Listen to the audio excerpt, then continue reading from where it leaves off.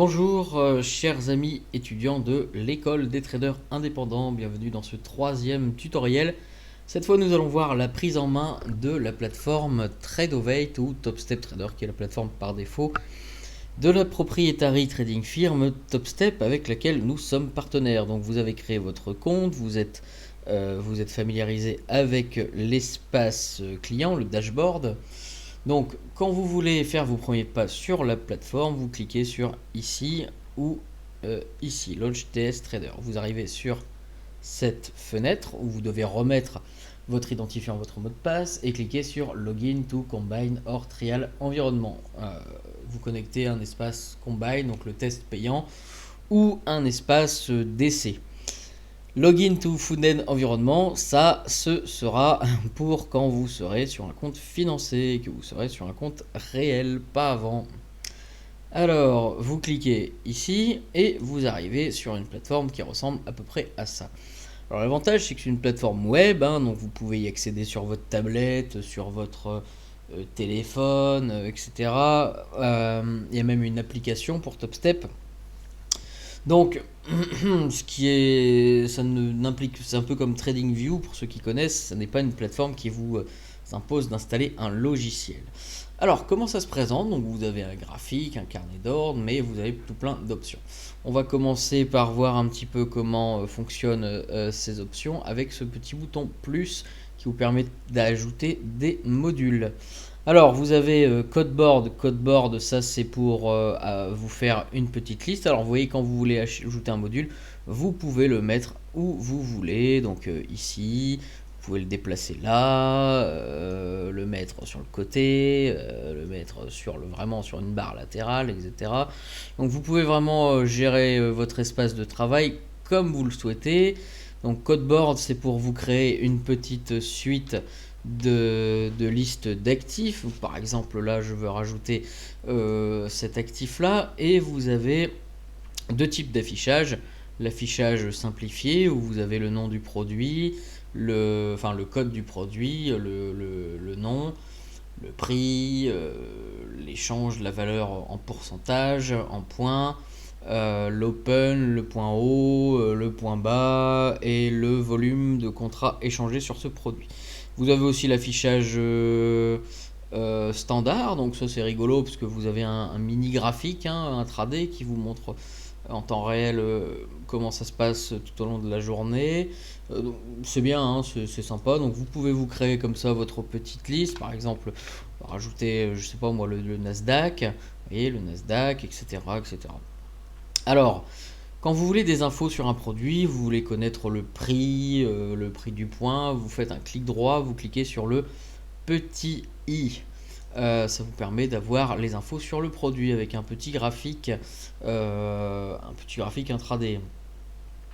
Donc vous avez futur, le type, la bourse, le CME, la devise, la marge de maintien de jour comme de nuit, la marge initiale, la marge de maintenance, la valeur du point. Donc en l'occurrence c'est un contrat où on est à 50 dollars le point.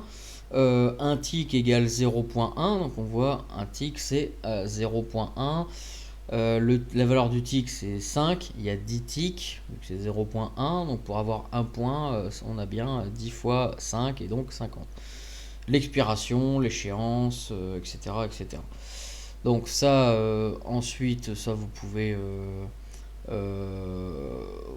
voilà, faire ce que vous voulez, ajouter un graphique, un carnet d'ordre et un tick stream. Hop là.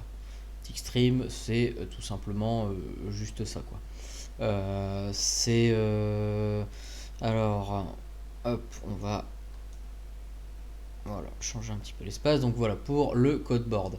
Ensuite, pour le chart, ça vous permet de rajouter un graphique où vous le souhaitez. Voilà, sélectionnez. Là, vous avez votre nouveau graphique. Vous avez ensuite la possibilité de rajouter un DOM, c'est-à-dire un carnet d'ordre. Un DOM, ça veut dire Depth of Market, profondeur de marché. Donc vous mettez votre symbole, vous faites sélectionner et vous avez le carnet d'ordre.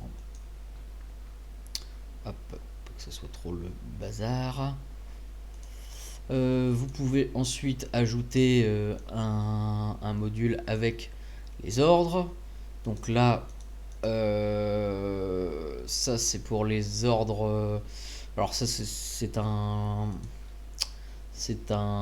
comment dire, c'est un time and sell, hein, je crois, hein. Ça vous montre quand vous êtes en temps réel, ça vous montre qu'est-ce qui est exécuté comme ordre dans l'historique. Donc ça vous montre vraiment une liste des ordres exécutés. Ensuite, vous avez un module avec les positions que vous pouvez ouvrir. Donc là, les positions, ce sera les positions ouvertes dans la journée, hein, avec le nombre de, comment dire, avec exactement le nombre d'ordres, les positions, la somme que vous avez gagnée, perdue. Ici, vous avez ensuite le order ticket. Alors, order ticket, ça c'est pour ouvrir juste un ticket d'ordre, hein, au marché, à la vente, un ordre limite, la quantité de lot, voilà, un stop, un trailing stop ou un trailing stop limite.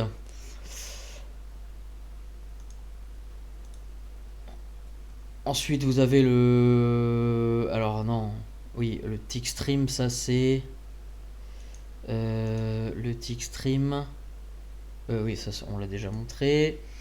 Vous avez ensuite le Performance Center, bah, c'est tout simplement pour afficher votre track record de la journée, hein. Donc ça vous montrera un petit rapport. Bon, là évidemment il n'y a pas de trade, mais ça vous montrera un petit rapport avec les trades effectués, les profits, les pertes, les ratios, le nombre de trades exact avec ce que vous avez fait dans la journée, quel produit vous avez tradé, quel lot, le temps que ça a duré, le point d'entrée, le point de sortie, etc. etc.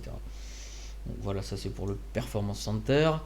Vous avez donc le Code Explorer, ça c'est pour les amateurs en code, hein. Vous pouvez coder vos petits machins, vos petits indicateurs. Vous avez ensuite alors l'activity log. L'activity log, qu'est-ce que c'est déjà? L'activité, ah bah oui, ça c'est ce que vous avez, les activités que vous avez fait sur votre compte, donc c'est pas forcément très très important. Donc vous avez le report, donc ça c'est aussi pour accéder à votre track record, mais cette fois vous avez la possibilité de mettre la journée, hier, la semaine, le mois en cours, le mois précédent, etc. etc. Donc ça va avoir un track record un peu plus complet. Ensuite, vous avez les news, donc ça c'est tout un tas de news macroéconomiques, hein, des articles. Bon, bien sûr, c'est en anglais, hein, donc il faut quand même être un minimum anglophone ou alors mettre un petit coup de Google Trad. Et vous avez alors le Legacy Chart, c'est une autre version des graphiques, mais j'ai jamais trop compris quelle était la différence. Je crois que c'est juste des graphiques qui n'ont pas tout à fait la même tête. Je saurais plus vous dire exactement quelle est la différence entre le chart classique et le Legacy Chart. Je ne m'en souviens plus. Alors, donc là par exemple, vous voyez que sur l'onglet graphique, dès que vous voulez rajouter un nouveau graphique, vous pouvez mettre chart et le rajouter ici. Voilà, donc vous pouvez avoir des onglets, à défaut d'avoir des fenêtres. Par exemple, je vais mettre un mini Russell. Voilà, je peux, si je veux, le mettre en deux fenêtres. Puis si j'ai plus envie de voir les deux fenêtres, je fais comme ceci et ça me remet mes graphiques sous forme d'onglet. Donc vous pouvez après bouger avec la souris, la taille, la dimension du module. Donc en général, moi, ce qui est en bas, je le mets, je le rétrécis, voire je l'enlève pour avoir un graphique plus complet. Le carnet d'ordre, pareil. Enfin, le carnet d'ordre en général, je le laisse assez large parce que je trade pas mal au carnet d'ordre. Donc voilà, alors maintenant comment se compose votre graphique? Alors vous avez trois petits boutons là, hop. Vous avez quelques réglages, voilà, quelques petits réglages contrat, le détail des contrats, le trade mode, pour pouvoir afficher bien les boutons. Vous avez également quelque chose pour une petite flèche pour le mettre en plein écran ou pas, et pour le fermer. Alors ici vous avez donc le cotron le ticker du produit, le nom du produit. Donc là on est sur le e-mini Russell 2000. Voilà le prix, le prix au bid, le prix à l'ask, donc le prix à l'offre et la demande. Vous avez la possibilité de cliquer sur un ordre au marché, hein, ou sur un ordre join bid, join ask pour rejoindre. Alors ça c'est pour rejoindre le prix de vente le plus proche et le prix d'achat le plus proche, le prix de vente le plus proche, donc sous forme d'ordre limite. Donc ça ce sera pas un ordre au marché, ce sera un ordre limite au plus près du prix auquel vous êtes. Il n'y a pas beaucoup de différence avec l'ordre au marché, c'est juste que ça c'est sous forme d'ordre limite, donc il faudra quand même que le prix tape votre ordre avant d'être activé, tandis que là vous rentrez directement au marché. Ici ça c'est pour sélectionner le nombre de lots, ici c'est pour sortir, donc sortir et annuler tous les ordres que vous placez sur le carnet, inverser, annuler les offres, annuler les bids, annuler les offres, annuler les demandes. Alors, vous avez votre chart. Alors, petit pour le zoom. Alors, si vous mettez votre souris et qu'avec votre molette, vous mettez au milieu du graphique, ça va ratatiner le graphique droite à gauche. Ok. Si vous voulez maintenant comprimer ou étirer le graphique, il faut mettre votre souris au niveau des prix et là, votre molette va faire bouger le prix de haut en bas. Donc, vous comprenez ? Sur le prix de haut en bas, au niveau du graphique, de droite à gauche. Voilà. Ça, pareil, c'est tout bête, mais ça peut rendre fou quand on n'est pas habitué. Donc, alors, ici, donc, vous avez pour zoomer, zoom avant, zoom arrière. Vous avez la possibilité de changer des UT, donc vous avez accès aux unités temporelles. Vous pouvez customer vous pouvez choisir la plage horaire que vous voulez. Par exemple, si je veux une bougie 4 heures, bah, je vais mettre 240 heures. Hein, 4 fois 240 minutes. 240 minutes, puisque du coup le 4 heures ça nous fait donc 240 minutes. Et là je serai en 4 heures. Voilà. Vous avez donc la possibilité de mettre vos bougies en tick. Par exemple, là on a un graphique en 100 ticks. Vous avez la possibilité d'utiliser des barres volume. Par exemple des barres de 500 volumes d'ordre passés. Vous avez la possibilité d'utiliser des range bars. Alors les range bars, je me rappelle plus exactement c'est quoi exactement le modèle de calcul. Vous avez aussi la possibilité de vous mettre en bougie momentum orange. Pareil, je ne m'en sers jamais, donc je ne saurais plus vous dire. Je ne saurais pas vous dire quel est le mode de calcul. Vous pouvez utiliser des bougies en secondes et vous pouvez aussi utiliser une touche de raccourci avec les trucs par défaut que vous avez choisi ces derniers temps. Par exemple, je vais me mettre en M30. Hop. Voilà. En M30. Ensuite, pour les types d'affichage, vous avez accès au bon vieux chandelier japonais que vous connaissez tous. Vous avez accès aux bar charts, hein, qui sont comme les chandeliers mais sous forme de bâtonnets. Vous avez accès à la courbe.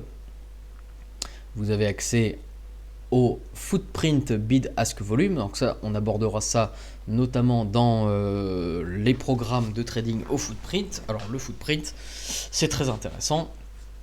Pour ceux qui connaissent un petit peu l'order flow et le trading de microstructure, le footprint, c'est tout simplement ça. En fait, c'est la microstructure, c'est l'anatomie de chaque bougie. Donc là, par exemple, vous avez votre chandelier classique, donc vous avez une bougie rouge avec l'open, la clôture, la mèche supérieure, la mèche inférieure. En fait, le footprint, l'avantage, c'est que vous avez l'anatomie avec le volume profile à l'intérieur de chaque bougie. Donc voilà, c'est très intéressant. Je rentre pas forcément trop dans le détail, sinon on pourrait y passer des heures. Sachez juste que ce sera abordé dans les modules, les programmes sur le trading order flow. Vous avez, pour ceux qui connaissent également, je suppose, l'Ikinashi qui permet d'avoir une tendance un peu plus une vue des tendances un peu plus lissée. Bon, le Ikinashi, souvent pas mal d'entre vous connaissent déjà. Vous avez également le Renko. Alors le Renko, je ne m'en sers jamais, je ne me suis jamais formé, donc je suis totalement incompétent pour vous expliquer comment ça fonctionne. Bon, c'est des boîtes calculées selon je sais plus quelle méthode. Bref, c'est pas moi qui pourrais vous expliquer comment ça fonctionne le Renko, vu que je ne m'en sers jamais. Et vous avez aussi le point and figure. Donc ça c'est un petit peu pareil, une autre mathématique d'affichage du prix sous forme de croix et de rond, un petit peu comme dans le jeu de Morpion. Alors ça bouffe pas mal de mémoire vive comme vous voyez. Donc et en dernier lieu, vous avez le TPO pour ceux qui suivent ou suivront les cours que nous allons proposer sur le trading au market profile, où nous apprendrons justement à décoder ce qu'est un TPO et un volume profile. Donc c'est aussi un petit affichage qui peut perturber légèrement ça, le TPO, parce qu'évidemment on ne voit plus les bougies. Donc ça pareil, je ne rentre pas dans le détail, ce sera largement abordé dans certains cours. Pour le reste de l'exemple, on va se remettre en bonne vieille bougie. Ensuite, vous avez ce petit bouton de chart setting, donc ça c'est des paramétrages. Donc, alors par exemple, moi qui ai horreur de travailler avec une grille, là, la grille, par exemple, je clique ici et je la supprime tout de suite. C'est beaucoup plus joli. Alors, qu'est-ce qu'il y a d'utile? Ouais, ce qui est sympa aussi dans Fail and Order, c'est vous voyez là par exemple, pour la journée, j'ai le plus haut plus le plus bas qui sont matérialisés par une ligne. Alors, le bouton File and Order, ça vous permet de cacher tout un tas ou de mettre en évidence tout un tas de niveaux. Donc moi en général, je les mets tous en évidence, le File and Order. Donc Show Order, ça vous permet de montrer le prix actuel. Show Order Line, bien sûr, donc le prix actuel avec matérialisé par une ligne. Parce que sans ça, c'est pas toujours aussi pratique de voir où est exactement la bougie. Show Fields, ça c'est pour voir les ordres. Show Trend Line, donc souvent je les active tous. Ensuite, vous avez le price level. Donc là aussi, pareil, vous pouvez remarquer que j'ai le point haut, le point bas, le mid price. Donc, vous voyez, si je n'affiche rien, ça nous donne ça. Donc, dans price level, je mets show all en général. Comme ça, j'ai tout. J'ai le point haut, le prix actuel avec une ligne, le mid price. Donc, c'est pratique de savoir exactement le prix qui est le milieu de la journée. Et le high price, donc qui est le point haut de la journée. Alors ensuite vous avez le day volume profile. Donc le day volume profile, quand vous êtes en séance, ça vous affiche les volumes du jour, les volumes profile du jour. Donc ça pareil, on y reviendra dans les cours sur le volume profile. Vous avez le market depth, donc là vous devez remarquer, bon le marché est à l'arrêt, mais c'est tout simplement le market depth, c'est la profondeur de marché. C'est, vous voyez que ici il y a une petite fourchette. Ça vous montre un petit peu sous forme d'histogramme tous les ordres qui sont placés actuellement en attente sur le carnet d'ordre. Bon, bien sûr, là, ça ressemble à rien, évidemment, vu qu'on est un dimanche et que les marchés sont fermés. Vous avez aussi, donc ça, c'est un bouton pour recentrer la vue. Autofit chart. Autofit chart, je sais plus à quoi ça sert. Il me semble que c'est aussi pour le centrage. Et sinon, Continuous Autofit, ça c'est très casse-couille. C'est vous allez voir que si c'est activé, voilà, ça vous recentre toujours automatiquement sur le graphique. Donc moi, ce que je fais, c'est que je le désactive comme ceci. Continuous Autofit. Pouf, off, comme ça je peux bouger le graphique comme je veux, il n'y a pas de souci, le zoom ne me fait pas forcément recentrer au milieu du graphique. Voilà pour ce menu. Ensuite, autre, là c'est pour configurer les éléments. Donc là, en l'occurrence, j'ai que le prix, hein. Mais donc sur le bouton d'à côté, là c'est pour ajouter vos indicateurs. Donc vous avez plusieurs indicateurs. Donc dans Channel, vous allez retrouver les bandes de Bollinger, les enveloppes, les points pivots, tout un tas de trucs. Vous avez dans ici Moving Average, donc les bonnes vieilles moyennes mobiles avec plein de paramétrages, les oscillateurs, donc pas mal d'oscillateurs que vous connaissez tous, le RSI, le stochastique, voilà, donc vous rajoutez des indicateurs en cliquant dessus. Ici vous avez accès aux indicateurs de volatilité comme l'ATR, le Bollinger Band Width. Vous avez les indicateurs de volume, comme la VWAP, comme le cumulatif delta.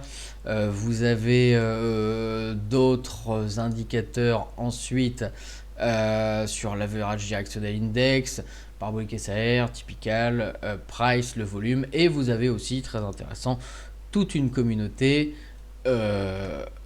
qui a créé des indicateurs, hein, voilà. Donc ça c'est des indicateurs d'autres utilisateurs de la communauté TradeOveil. Donc pareil, ça peut être, vous devriez pouvoir trouver votre bonheur.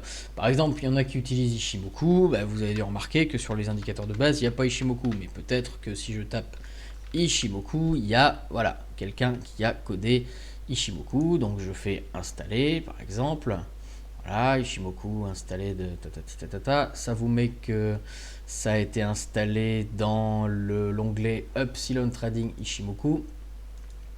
Donc ça veut dire que si vous l'installez, vous cliquez ici et vous voyez qu'il y a dû avoir Epsilon Trading et un truc avec l'indicateur Ishimoku qui s'est installé. Donc vous devriez trouver pas mal de choses sur la communauté et de toute manière, si vous ne trouvez pas votre bonheur, vous avez toujours TradingView qui est relable à Top Step. Donc sur Configure Chart Element, vous pouvez masquer les indicateurs, les retirer. Voilà. Alors ici c'est tout simplement pour des templates, sauver un template par défaut. Alors ce qui est ici, donc la crosshair, c'est pour quand vous vous baladez, vous voyez que là j'ai une croix en permanence qui suit ma souris avec la chronologie ici. Vous pouvez le désactiver, moi je le laisse en général. Ici, la databox, c'est des petites infos sur l'open, le high, le low, le prix de clôture, le nombre de volumes qu'il y a eu d'échangés.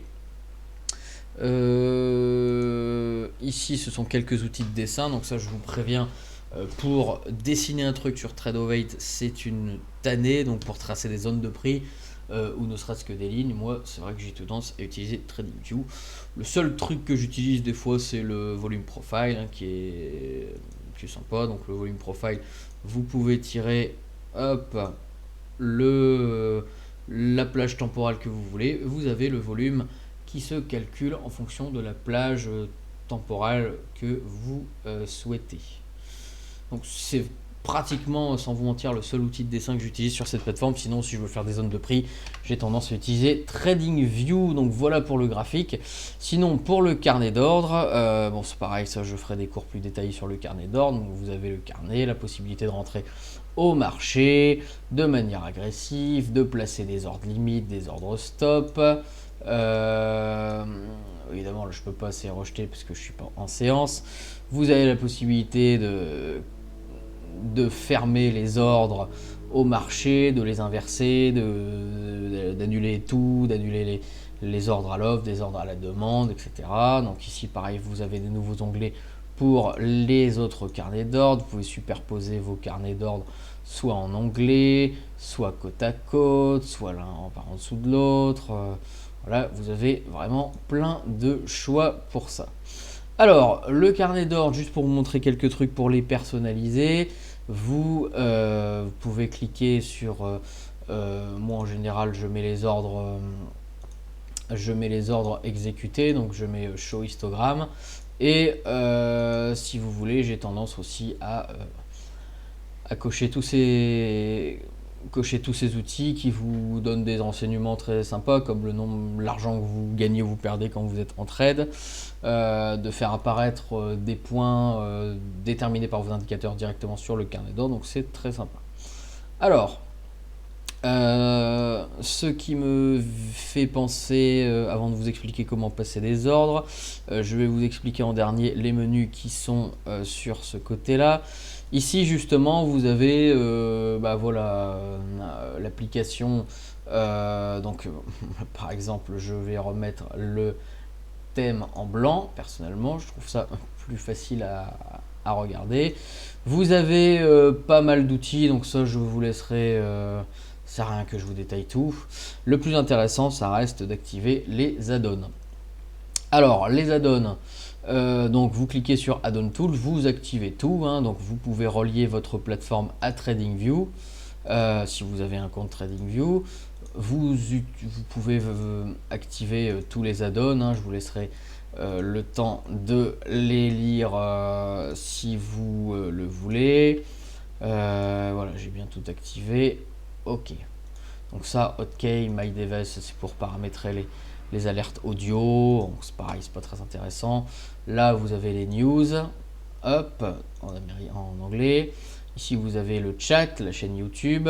Ici, les notifs. Par exemple, quand vous avez un ordre rejeté, tout ça, ça va vous mettre une petite notif. Ici, vous avez accès au report, donc ça veut dire accès de nouveau à votre track record.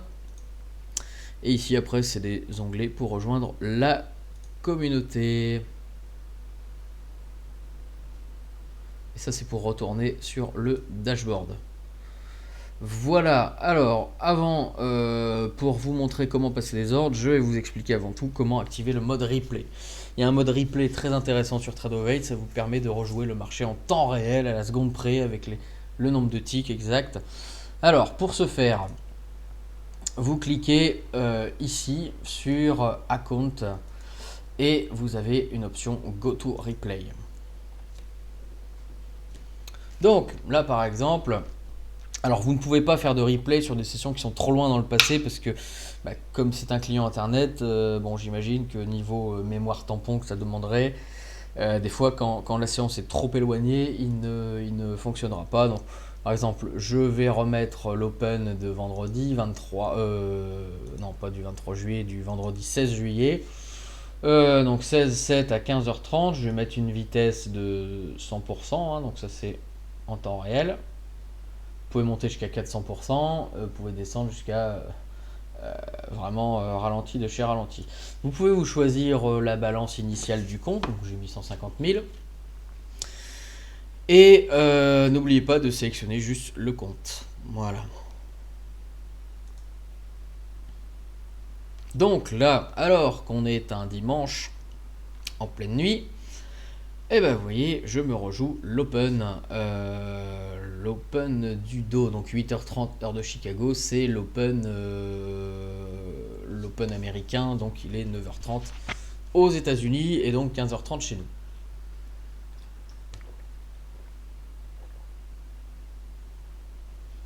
On voit sur la bougie en bas que ici, par rapport à mon horaire à moi, il est bien 3h30 à ce moment de la journée. Donc, comment passer un ordre? Comment passer un ordre? Alors, vous pouvez cliquer sur achat ou vente au marché, join bid, join ask. Donc, je vais faire l'exemple. Là, je viens d'acheter. On voit la position qui est là. Donc, si je veux avoir une idée de combien je perds ou combien je gagne, je vais cliquer sur position. Et là, je vois que je suis en position et ça me montre le montant comme ici. Alors là, j'achète, je clôture au marché. Si je veux vendre, je clique sur Sell, je vends. Voilà. Donc là, quand vous voyez apparaître la ligne bleue, ça c'est votre trade. Donc là, je viens de vendre, je clôture. Voilà, je suis sorti du marché. Join bid, join ask, vous allez voir sur le carnet d'ordre que ça vous crée un ordre limite. Donc là, j'ai été exécuté tout de suite. Je clôture. Jeune ask, ça va vous créer pareil un ordre limite, mais avant d'être... Ah, merde, c'est pas le bon carnet d'ordre. Voilà, avant d'être voilà, exécuté, encore faut-il que le prix vienne toucher votre ordre limite. Par exemple, là, si je veux racheter, vous voyez, boum. Voilà, là j'ai racheté un ordre. Donc vous voyez, John B, John A, ça vous crée un ordre limite. Mais pour qu'il soit tapé, encore faut-il que le marché vienne taper exactement votre prix. Voilà pour les principaux. Alors là, les brackets, moi je le laisse toujours sur off parce que ça c'est plutôt pour ceux qui veulent rentrer avec un TP et un stop loss prédéfini. Donc vous pouvez nommer votre bracket. Vous pouvez choisir de mettre de régler votre TP, votre stop loss en prix, en tick ou en delta price, donc en points. Vous pouvez donc mettre votre TP, votre stop loss, comme vous voulez. C'est juste pour vous montrer, mais moi je les laisse désactiver parce que je traite toujours comme ceci. Donc là, par exemple, si je rentre sur le marché, les brackets sont off. Alors, on, save, up. Alors, si je fais ça, voilà, si je fais ça, ça me lance un trade directement avec un TP et un stop loss. Donc, vous remarquez qu'on retrouve ce TP et ce stop loss sur le chart, sur le graphique, mais que ça se met également sur le carnet d'ordre. Donc là, j'ai acheté, donc le TP, ben voilà, le TP c'était un ordre. Le TP c'était un ordre d'achat, de vente, pardon, de vente limite, et le stop loss c'était un ordre. C'était un ordre de vente stop, étant donné que j'étais à l'achat. Alors, si vous voulez placer des ordres limites et des ordres stop sur le carnet, donc parce que c'est vrai que contrairement au CFD, sur Futur, on vous parle directement d'ordre limite, d'ordre stop, alors que sur CFD, en général, c'est aussi les TP sont des ordres limites, les stop loss sont des ordres stop. Mais comme c'est pas clairement expliqué, vous avez juste l'impression en général en CFD de placer juste un TP, un stop loss et c'est tout. Sur Futur, sachez que vous ne pouvez pas acheter et vendre en même temps. Sur le même produit du moins. C'est-à-dire que si j'achète et que je clique sur vente, ça va revendre mon lot acheteur. Vous voyez que là, boum, j'ai cliqué sur vente, ça m'a coupé ma position tout court. Si je clique sur vendre et que je clique derrière sur acheter, ça ne me créera pas un achat, mais un achat supplémentaire, mais ça va racheter ma position vendeuse. Vous voyez, comme là, je vends, boum, j'ai clôturé mon trade. C'est comme ça que ça se passe sur Futur. Alors, donc, petite explication rapide. Si vous êtes... si par exemple, vous voulez attendre que cela... si vous voulez attendre que le prix remonte pour être exécuté à la vente, il vous faut placer un ordre limite vendeur. Donc, vous allez faire un clic gauche au-dessus du prix et placer un ordre limite vendeur. Donc là, ça veut dire que si le prix touche cet ordre-là, vous avez déclenché une vente. Mais encore faut-il que le prix touche cet endroit. Maintenant, si vous voulez vendre un breakout, par exemple, vous voulez vendre 2200, là, vous devez mettre un ordre de vente stop et là, ça vous créera un ordre de vente si le prix traverse, si le prix break les 2200. Voilà, alors je vais juste supprimer les brackets parce que hop, je ne m'en sers jamais, ça me casse les couilles. Donc là, si à l'inverse, je veux attendre que le prix descende à 2200 pour acheter, là je vais faire un clic gauche et je vais mettre un buy limit. Si je suis exécuté, le prix va, enfin la machine va me déclencher un ordre d'achat à 2200, mais il faut que le prix descende sur mon ordre pour qu'il soit exécuté. Maintenant, si je suis au-dessus du prix et que je veux acheter uniquement le break des 2205, ben là je vais mettre un buy stop. Et là, c'est quand quand le prix va traverser, bon là par exemple, le prix a touché 200, j'ai été exécuté à l'achat. Ici, je serai exécuté si le prix casse les 2205 et pas avant. Voilà. Donc, vous pouvez remarquer que si vous mettez un ordre sur le chart, il apparaît sur le carnet. Si vous voulez mettre un ordre sur le carnet, il apparaît sur le chart. Donc c'est pareil ici, si je veux acheter au marché, vendre au marché, vous avez vu comment c'était. Si je veux déclencher un ordre d'achat limite, ici, je vais faire un clic gauche sous le prix. Ici, là par exemple, j'achète, j'ai mis un ordre d'achat limite sous le prix. Donc, pareil que tout à l'heure, on le voit sur le chart, il faut que le prix descende ici pour comment dire, pour être exécuté à l'achat. Donc je préfère préciser ça parce que c'est quelque chose qui n'est pas intuitif quand on vient des CFD. Alors que, quand bien même, encore une fois, ça se passe comme ça, même sur les CFD. Comment fixer un TP, un stop loss quand vous entrez au marché? Ça pareil, ça paraît c'est très con, mais c'est tellement con que bien souvent les gens ne savent pas comment faire. Donc j'achète au marché, là je veux placer un stop loss. Donc un stop loss d'une position acheteuse, c'est une position vendeuse. Vous êtes obligé de revendre votre achat, que ce soit en gain ou en perte. Donc si vous voulez placer un stop loss, que ce soit sur le DOM ou sur le chart, on va faire sur le chart, par exemple je veux placer mon stop loss en dessous de 194, je vais faire un clic gauche et placer une vente stop. Et si je veux faire un TP à 210, je vais faire un clic gauche et je vais faire un sell limit. Voilà. Là j'aurai mon stop loss, là j'aurai mon TP. Le stop loss d'une position acheteuse, c'est un ordre de vente stop. Le TP d'une position acheteuse, c'est un ordre vente limite. Hop.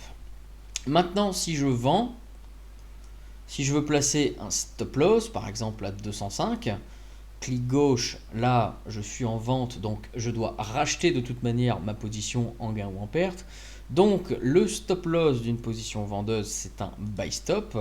Et le TP d'une position vendeuse, c'est un buy limit. Voilà, je rachète ma position en perte ou en gain. Voilà tout simplement comment placer un TP et un stop loss. Alors, le carnet d'ordre, donc par défaut le carnet d'ordre il est comme ceci, donc je vous avais dit comme ceci, le truc c'est que pour moi ça ne sert pas à grand chose à part avoir des touches de raccourci. Si vous voulez un minimum habiller votre carnet d'ordre, par exemple avec du market profile, voilà, show histogram, déjà vous voyez ici les volumes exécutés, l'historique des volumes exécutés.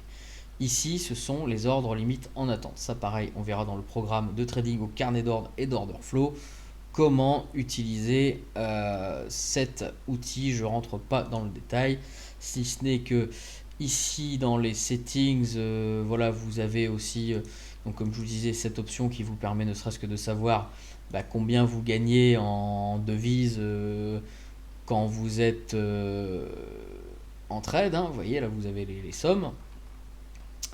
Donc voilà pour la partie du carnet d'ordre. On a expliqué comment faire comment placer un ordre, etc. Comment placer un TP, comment placer un stop loss, les menus. Ah oui, dans les modules, je voulais juste vérifier le ticket order. Donc ça c'est non, ça c'est pas ça que je voulais. Donc dans les orders, vous avez voilà comment dire, là vous avez le nombre d'or que vous passez, et il me semble qu'il y a également pour les amateurs du trading au carnet, il y a un il